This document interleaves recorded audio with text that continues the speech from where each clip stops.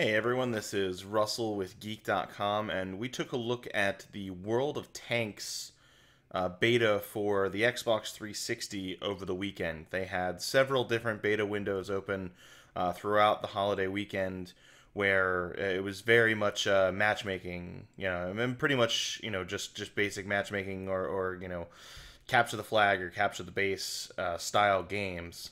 So we took a quick look. Visually, this is exactly what you expect from World of Tanks on the PC. It looks great. The gameplay itself is identical. You've got your targeting reticle that moves around as you move. As you stop, it becomes tighter and easier to fire. You have the zoom in module here, where as long as your tank supports it, you can zoom in and kind of snipe with your tank. If you move into the larger tanks later in the game, you'll find that some of them have obstructions that make it more difficult to do sniping. So I mean, if you've never played World of Tanks before, then this is definitely going to be a new experience on the Xbox 360 and later the Xbox One.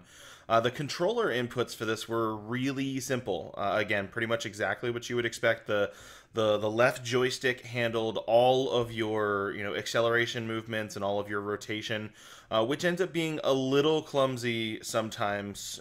Trying to control two tank treads with just the one joystick. When you go to make rotations and things like that, sometimes it's a little complicated. You really kind of have to pay attention and get a feel for the tank that you're driving in order for it to, be even a little bit comfortable. And moving into new vehicles, especially the larger ones that can often either be slower or faster, you really kind of have to relearn how to drive the tank around before you get to a point that you're comfortable doing anything. In this beta version, they had kind of a test tank range where you could, when you purchased a new tank, kind of take it out for a demo spin before you jumped into matchmaking. But it really, is just a pretty bare bones experience here compared to the PC version right now. They've got this matchmaking setup, and you can go and purchase minor upgrades like I did for this T1 Cunningham. Each one of the customization slots that give you more ammo to fire, per reload, and different firing types for each vehicle. You get to purchase those upgrades. But going back to the controller, you've got the left stick for your acceleration and kind of general vehicle movements, and then the right stick is for the actual weapon mount and your viewing angle. So as long as your tank mount, your weapon mount can rotate in a 360-degree angle, then they will be one and the same.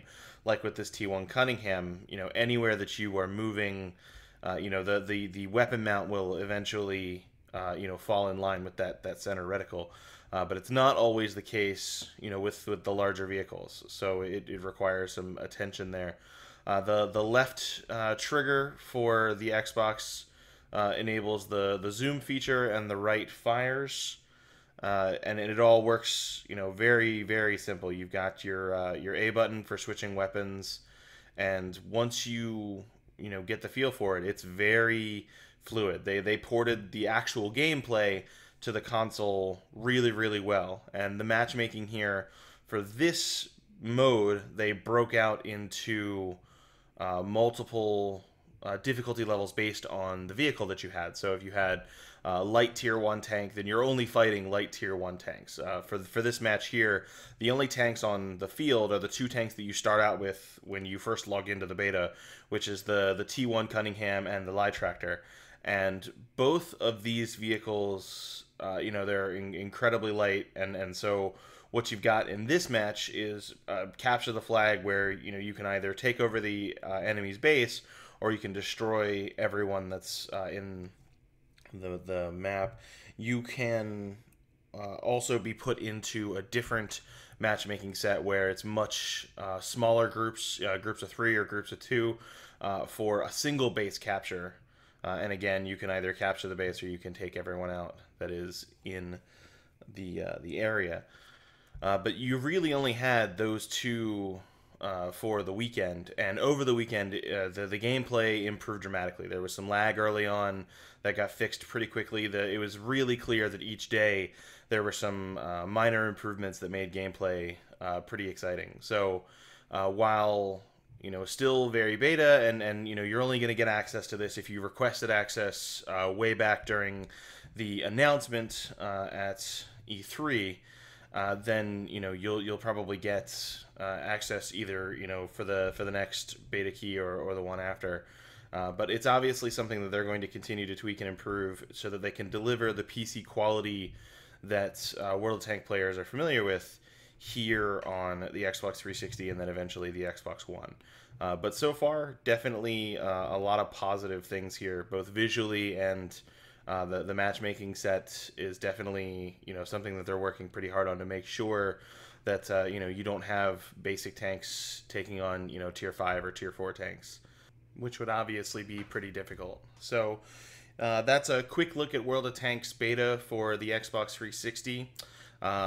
Check back as we check out more that are coming out here, and thanks for watching.